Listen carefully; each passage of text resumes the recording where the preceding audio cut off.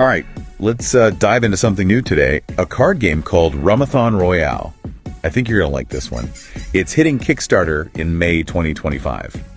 You know, if you're anything like me and you love a good strategic card game with a little bit of a twist, this one is definitely one to keep an eye on. It's got elements of Rummy, Phase 10, even a dash of Uno, but with some really unique mechanics that I think you're really going to find interesting. You know, it's so fascinating to me how Rummathon Royale blends those familiar card game elements, you know, the sets and runs and all that, but then throws in these fresh strategic twists. Like, you're not just making sets and runs, you're navigating a personalized path to victory with a dash of sabotage thrown in for good measure. Yeah, that sounds like a lot of fun.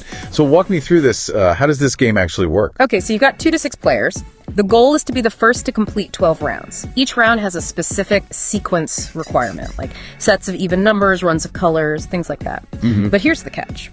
Each player gets a unique rule card that dictates the order of those 12 rounds. So you're telling me each game is like a customized puzzle almost. That's a cool way to add replayability for sure. Exactly. And on your turn, you'll draw a card, try to play cards to complete your current round sequence, and then discard. Pretty standard so far, right? But then you have this option, this really interesting option, called a Rummathon Royale declaration. Okay, this sounds intriguing. What's that all about?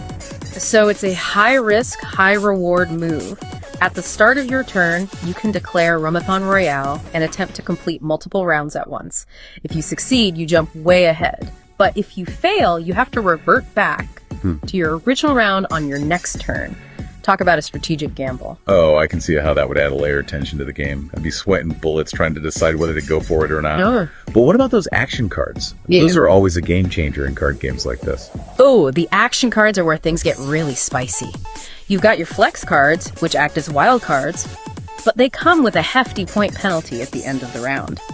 Then there are sabotage cards. Imagine forcing your opponents to discard all their precious flex cards. Talk about a strategic power play. I'm already imagining the trash talk flying across the table. When someone drops a sabotage card, what are some other ways these cards shake up the game? Let's see, you've also got burden cards, which add extra challenges to your opponent's rounds. You know, they can earn bonus points if they succeed. But if they fail, you get the points. So there's potential for a win-win there. Now that's what I call adding insult to injury. So bypass cards, block cards. Yep. Bypass cards to skip someone's turn, and block cards to prevent others from adding to your completed sequences. And if you play a second block card, you can block another player entirely. Oh man, that is brutal. I can already picture the groans around the table. So we've got strategic card play, personalized round sequences, and these action cards that can really throw a wrench into the works. How does scoring work in all this captivating chaos? Points are tallied at the end of each round, based on the cards left in players' hands. And those action cards pack a punch with their point values too. But remember, there are multiple ways to win. So there's the slow and steady point scoring route, or you can go for the Hail Mary with multiple Rummathon Royale declarations. Exactly. So that adds a whole layer of risk assessment for you as a player. You got it. And here's another wrinkle.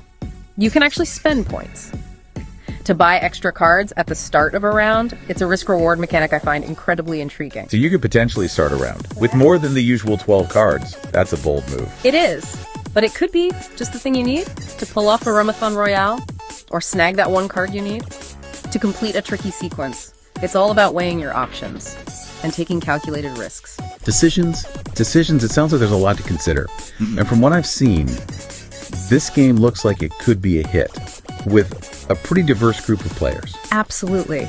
The creator specifically mentioned families, adults who enjoy strategy games, and anyone who loves rummy-style games with a good balance of luck and strategy. So Rummathon Royale sounds like it could be a real crowd pleaser. Yeah. Especially with that Kickstarter launch coming up in May. But before we move on, what stands out to you the most about this game? What makes it truly unique in a world that's already overflowing with card games? Yeah, for me, it's the combination. You've got these familiar mechanics, but they're blended with some truly innovative twists. Those personalized rule cards, the Rummathon Royale declaration, the point spending system, and of course those action cards. It all works together to create a really unpredictable experience. You're constantly adapting your strategy, not just to the cards in your hand, but to how the game itself is unfolding. Yeah, that's what really hooked me too. You know, it's not just about the cards you're dealt, it's about how you play the game itself. It feels like there's a lot of depth to uncover here. Let's talk more about those rule cards. How much do they actually change the game from one session to the next? Well, think about it this way. You're not just trying to create the same sets and runs every time.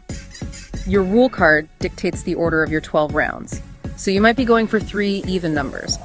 While your opponent is trying to complete a run of 5, it adds a whole layer of asymmetry.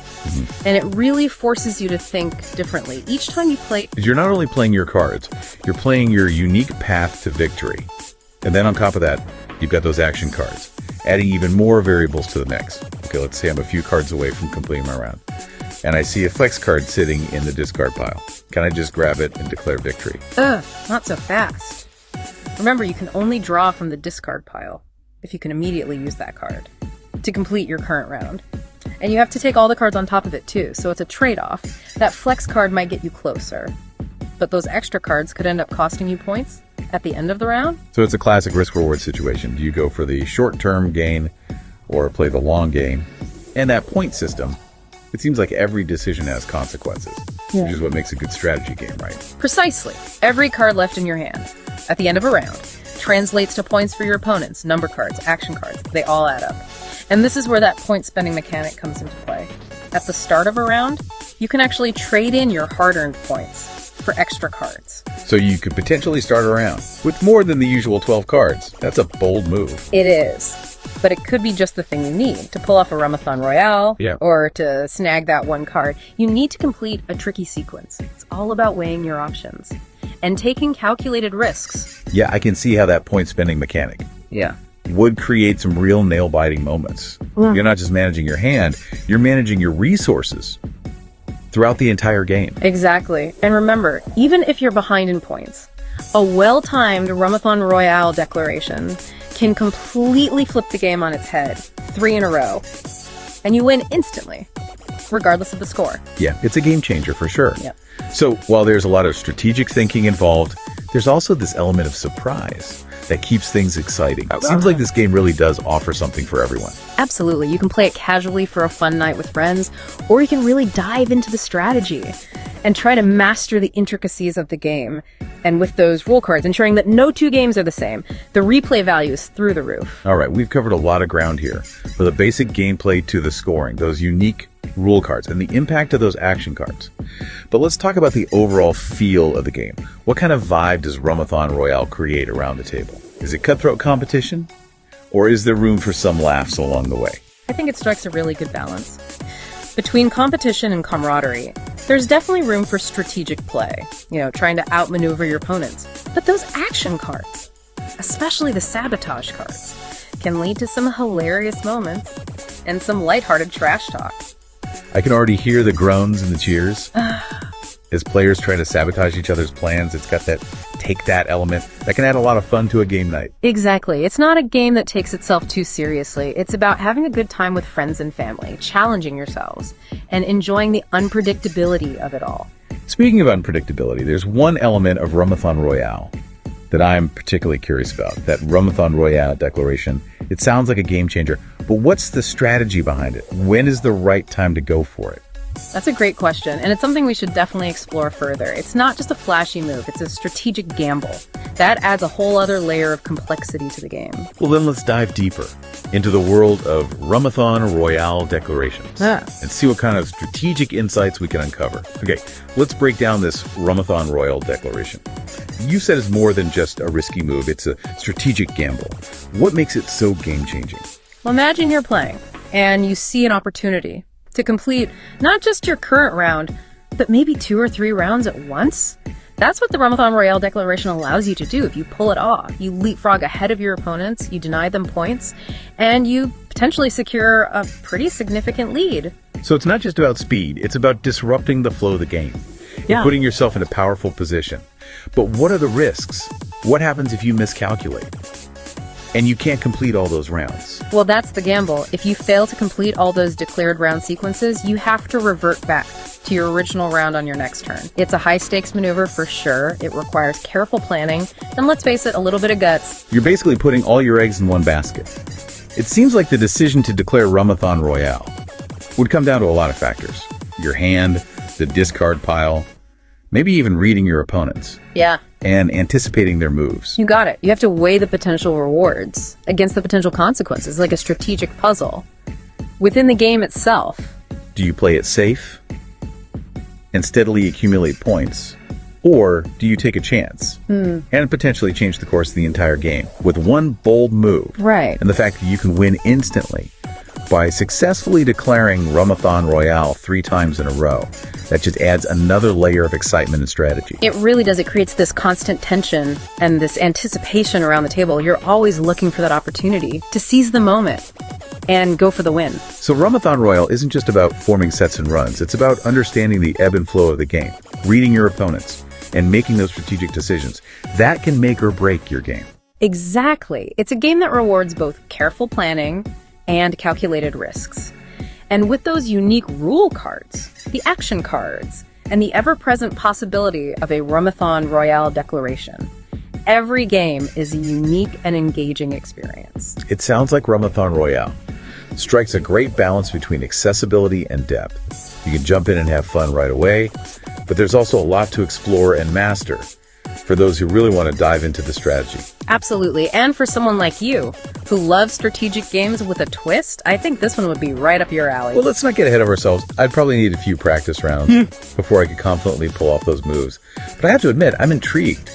The blend of familiar card game mechanics with those unique twists, the strategic decision-making, the potential for those game-changing moments, it all sounds incredibly compelling. And knowing that it's launching on Kickstarter in May 2025, I'm definitely going to be keeping an eye out for it. I think it's a game with a lot of potential. And who knows, maybe we'll even see it on a future episode of The Deep Dive once it's out in the wild and people have had a chance to really explore its depths. That's a great idea. We'll have to check back in and see what kind of strategies and stories emerge from the world of Rummathon Royale. But for now, I think it's time for us to wrap up this deep dive. Thanks for joining us. And be sure to check out Rummathon Royale when it hits Kickstarter this May. Until next time, happy gaming.